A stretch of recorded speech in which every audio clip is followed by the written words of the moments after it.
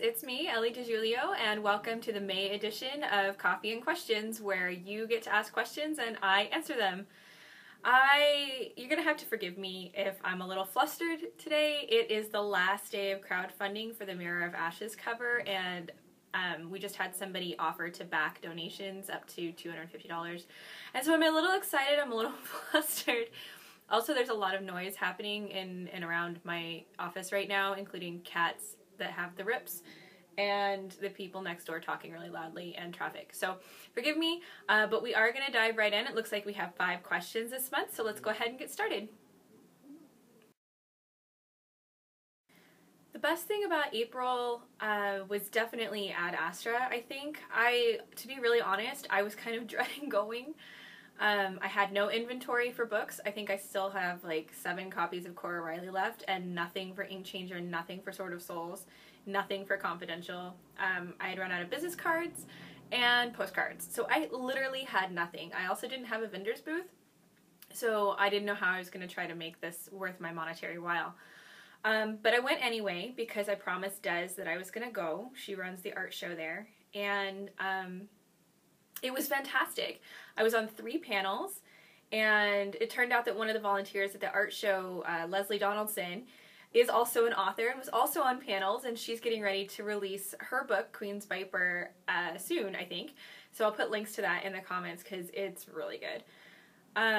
So that was really nice. I got to spend some time with a new friend, and we did the first panel together on historical fiction. And so that was great, and then like it just went totally awesome.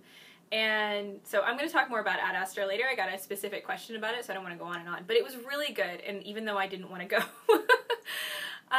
it was also really great to do this crowdfunding. I'm going to talk about it later in a blog post. I think maybe I'll do a video about it, but it didn't go the way I thought. But I am always just humbled and flattered by the way that you guys treat me. Thank you for catching me, and it's always hard to do fundraising because it's so social media capital intensive, and I hate feeling like a shill, but it's been good. I've also just had a lot of personal, really great opening up. Like, I didn't realize how tied I was to the seasons, even when I was having really bad depression every winter, which seems to have lifted this year, even though it was the worst winter we've had here in a long time. But spring really opens me up, and I've had a lot more social interactions. There's all kinds of stuff going on now. People are coming out, and it's not cold, so I can walk places, and it's been good. Yeah, so between Ad Astra and the weather, April was pretty good. Okay, so Ad Astra specific now. So after I met up with Leslie Donaldson, which was awesome, and I get part of the reason that I did Ad Astra, really the primary reason, was to help Des with the art show. So I got to meet all these artists and look at all their cool work and just kind of get an idea of what's out there. And I wish I'd had more money because there was a lot of art, most of it Des's, that I just wanted to spend a bunch of money on, and I think that's great. And then the Fairy Tales panel was not only with Charles DeLint, but with Anne Bishop, who was another guest of honor, and a lady named Marie, whose last name I will screw up because it's French, and Anissa? Oh man, I'm gonna get everybody's names wrong. I will include links to all these people in the comments because they were so cool. It went amazing. I was so nervous when I went in. I thought I was gonna like die of dehydration because I was sweating so bad. But it went really well. I had some really great conversations. I love to do more Q&A style when I do panels, I guess. I want to talk with you guys, not at you guys. And so it was really great to take audience questions about fairy tales and what they mean to us, and like, I don't know, it was enlightening because sometimes I don't know what I think until somebody asks me and I start talking randomly and I'm really nervous and don't have time to think about the answer. That was really fun. And then the mental health panel was super enlightening. I actually wrote a post about it based on one of the things that I said about fandom being special because we first fall in love with a story, and that enables us to love each other better. and just met some really cool people through that. And I don't know, I walked away from the second day of Ad Astra feeling really down because I didn't have any panels that day. I had a reading with Catherine Fitzsimmons, who was super great, but I had gone to some panels to attend earlier about writing grants, and there's like people who make $30,000 a year just on grant money from their writing, but none of it's available to self-published authors. And I kind of walked away feeling like I need to start taking a new direction. I mean, obviously next year I'm gonna get a booth to do sales, so I'll get a vendor's booth and actually have inventory next year, and sign up for panels and all that. But I think I just walked away with a really strong sense that I need to change my tactics. Not that I would stop self-publishing or that there won't be any more Forgotten Relics or any of the stuff that I'm doing now is going to be different, that I know of, but that I need to start actively seeking traditional publication. I don't know if that's going to be a novel. I don't know if it's going to be just short stories, but it makes me really nervous.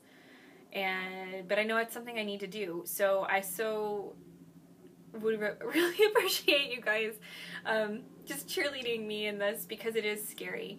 Although what's really great is that if I shop something around for a year and I don't get any traction and I still feel like it's worth publishing, then I can still share it with you guys. So nothing that I do is wasted. Hybrid author benefits. But yeah, so next year I think I'm going to go in a little more prepared and maybe a little less of a shitty attitude.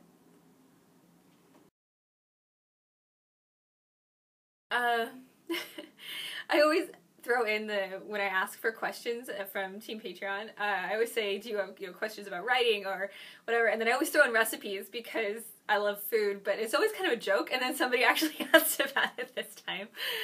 So for those of you who don't know or don't follow me on Instagram, which you should, Ellie to Julio at Instagram, since we moved in this new apartment, I have had a lot more opportunity and a lot more space to host people over here. We have a pretty large circle of friends now, and I really love hosting and I like to cook. So we have they're not weekly dinners, but they're close to it. Every other week, I have a couple friends over, and I've started taking pictures of my food, which is why it's relevant. And so I've had a couple of things go over really big. So when we did the housewarming, I made a bunch of appetizer type things.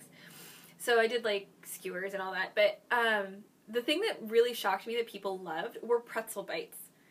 Like, I made the dough by hand, which if you've never made a yeast dough before, I don't recommend starting with this. I recommend you try a regular bread dough.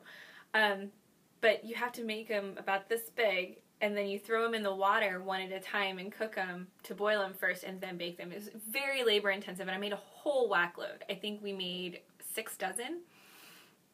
Easy.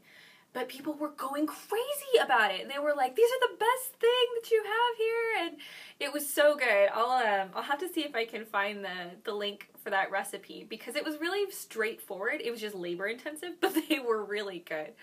The other thing that I had great success with was taking a pork roast and throwing it in the crock pot with a can of chipotle chilies. Just dump it in there, and like a little bit of salt and pepper, a little bit of olive oil, and cook the crap out of it on low, like 6 hours, and shred it and make it into tacos.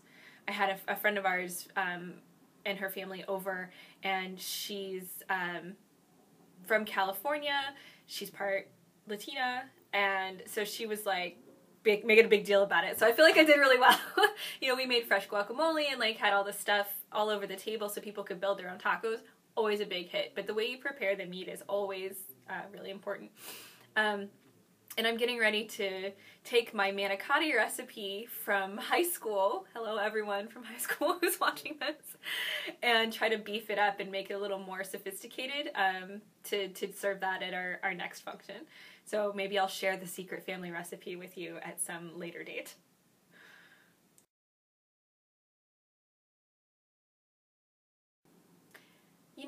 This book really was challenging for character, because there's not a lot of off-plane stuff. Like in Cora Riley, you've got the doors and all these different worlds that they're going through to kind of display character. And then in Sword of Souls, they go to fairy, and then there's all this, there's a lot of intense fantasy stuff going on.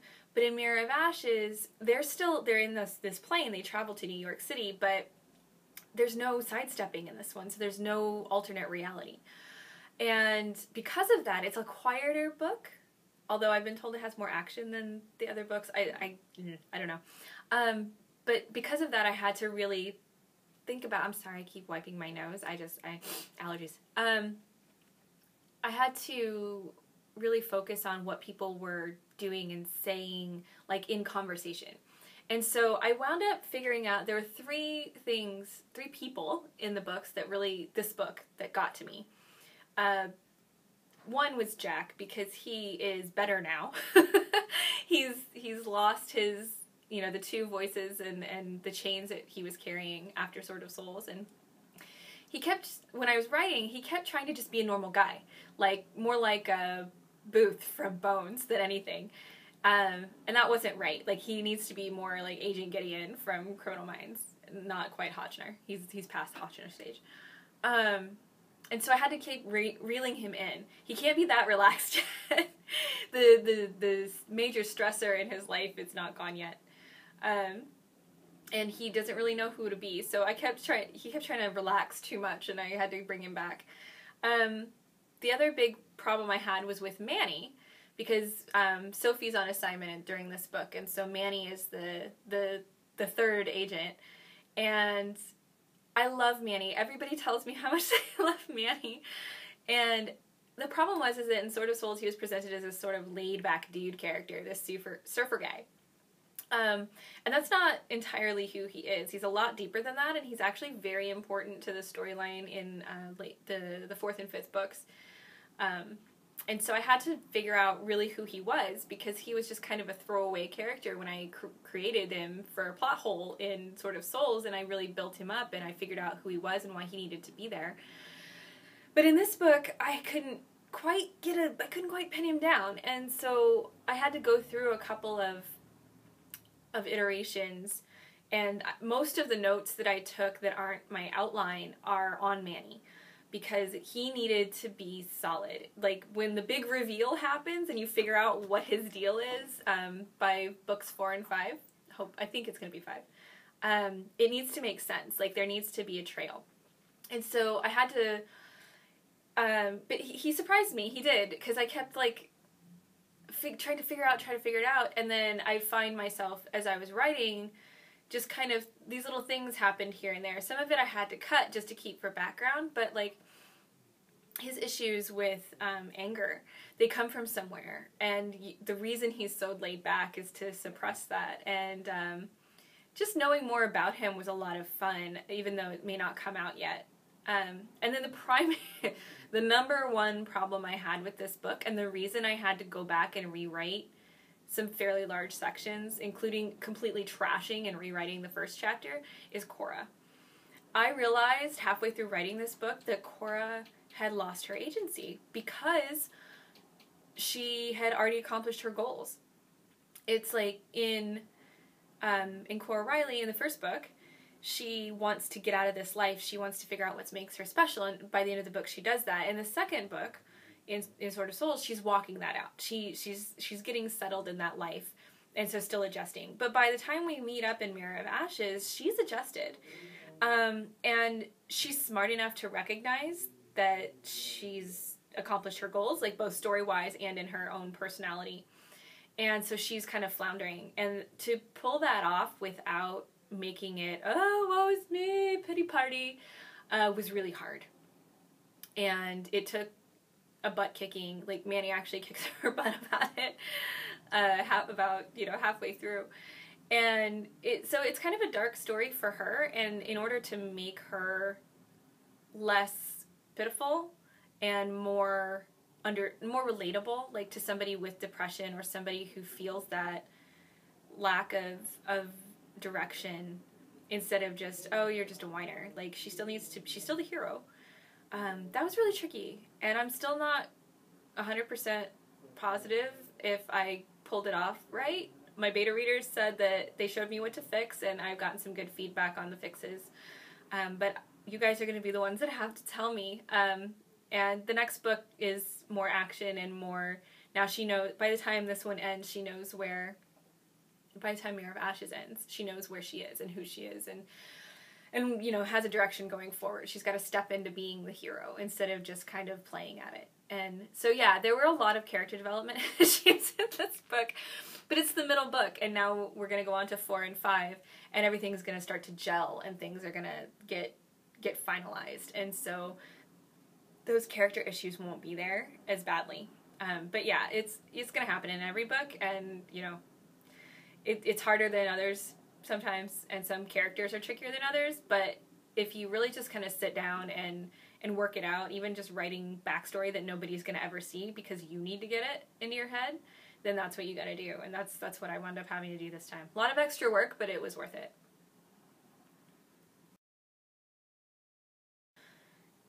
May is a busy month for us. This is when things start to really pick up in Canada because the weather's gorgeous, so you get May, June, July, August, and then in September it starts to get cold again, and so I have a wedding, 2 baby showers, a bridal shower, and I'm getting my wisdom teeth taken out at the end of the month. So I am actually looking forward to all of that, including the dental work, because it needs to be done. I'm not in any pain or anything. I just have some, you know.